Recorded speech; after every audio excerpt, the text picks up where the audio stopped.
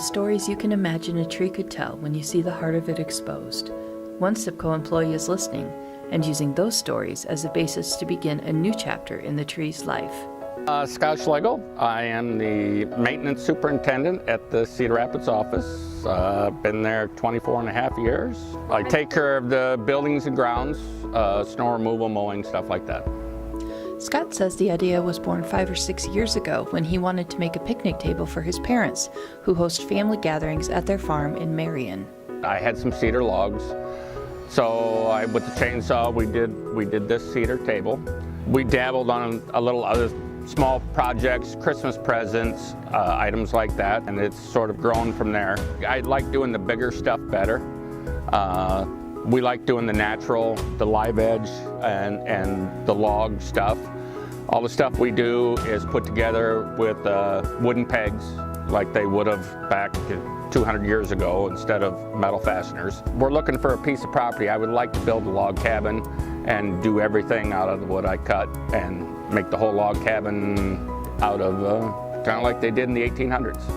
As you can probably guess, Scott's talents have reached beyond his own personal interests. An organization close to his heart is the nearby YMCA Camp Wapsie. I'm on the board of YMCA Camp Wapsie, and both my kids work up there in the summer. So we do a lot of projects for them. It's all volunteer work. There was a big storm that went through camp this year. We went out there at 8 o'clock at night and worked and got it all cleared up. And there was a very large oak tree that we brought back, and I made some benches out of them and put them out there. We made a new sign for them. They had a kind of a small sign, and we made it all out of their wood. We made the bell tower that they asked for. They said, hey, you know, our bell tower is kind of goofy. Can you make us a new bell tower? We've done that. So a lot of stuff we do for camp is their wood, stuff that has come from there. We just have fun with it.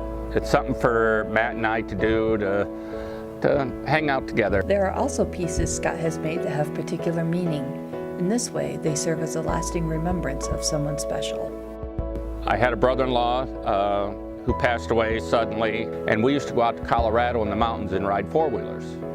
So we went out there on sort of a memorial trip, and I picked up some pieces out in the mountains and made his wife a bench. A couple years ago, there was a young lady, Emma Redlinger from Vinton, who, she was 13 or 14, was killed tragically. And she had been coming out to camp for a lot of years, and all of her friends and her were going to be coming out 1 week that year. Matt and I went out and put together a memorial bench for her, and all of her friends got to write something on the pegs, and they got to pound in the pegs for this memorial bench. I didn't know Emma, I've never met her family, but that was something that was just very touching that we could do that for a young lady, and all of her friends got to write something, and it's always embedded in that bench.